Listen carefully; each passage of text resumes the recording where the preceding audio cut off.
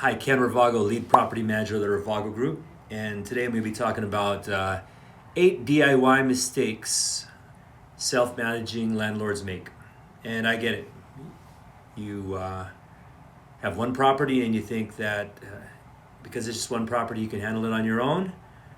These are things that I've made prior to property management, mistakes I've made, and we've seen self-managing landlords make over the last 26 years that we can talk about. So, number one, don't underestimate the lease. So, as I mentioned in a previous video, the lease is sort of your operations manual. If it, using a sports analogy, it's a playbook. It sets all expectations if things go wrong. You want to make sure it covers the rent terms, how long the lease is, how maintenance is handled, your pet policy, who's occupying properties, and rules, regulations. If you have an HOA, you want to make sure that you hold their feet to the fire legally on how they adhere to the rules of the homeowners association. Those are just a few things that you want to make sure that are involved as it pertains to the lease. Number two, don't ignore maintenance. Okay, so you deferred maintenance costs more later. So we deal with a lot of accidental landlords, or help a lot of accidental landlords, and we find, for 6-7 years you live in the property and everything works great. The moment that you hand the keys over to a tenant, the AC goes out or the refrigerator ice maker goes out, and we all know that if you provide an ice maker, you're going to have to service it. So a well-maintained home rents faster.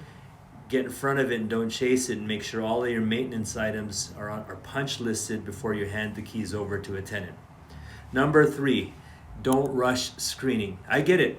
In our world, $50 to $100 a day is lost when you don't have a tenant in a property. Filling vacancies fast is tempting, but a bad tenant move-in could cost you more. You want to verify income, credit, rental history, criminal, trust, but make sure you verify before you hand the keys over to your next tenant. Again, all in accordance with fair housing.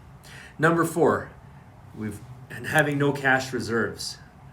Again, Murphy's Law, when things break when the tenant moves in or when they move out.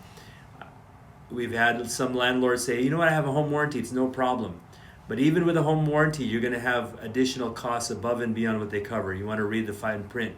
It's super important to have a reserve or a slush fund, because these days, if you have a 20-year-old air conditioning unit and it needs to go out, you're not going to be able to replace that anymore because of EPA changes. You're looking at possibly $10,000 to $20,000.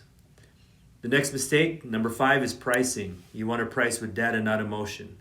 I hate to say this, but the market doesn't care what your mortgage payment is. You want to rent estimates from big sites like Zillow, Redfin. They're just starting points. It's an algorithm. You want to see if you can get a professional analysis.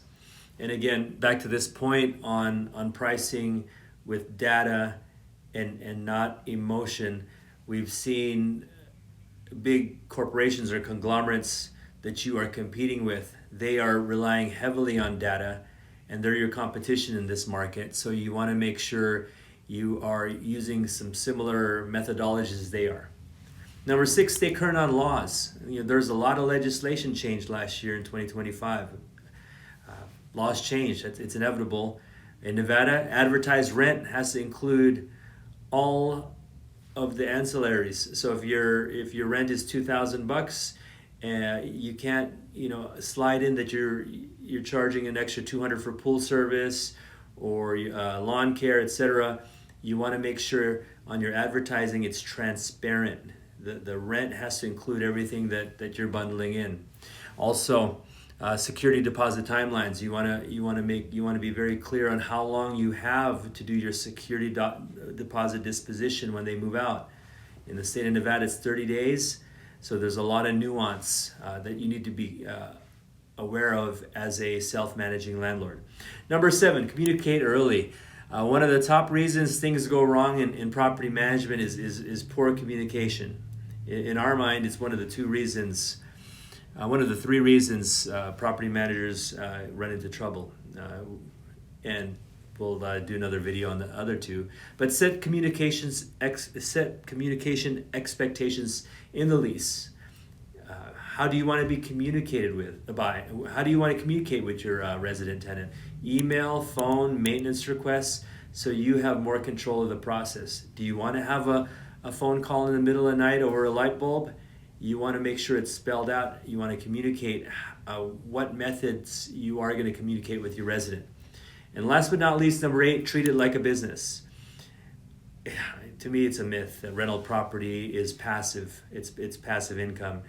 You want to use accounting tools, at the very least QuickBooks, or you want to have a dedicated file in your file cabinet where all of the receipts, all of your maintenance, you have a maintenance log all in a separate file, a separate bank account, so you're not commingling your movie, your Netflix, and your Starbucks expenses.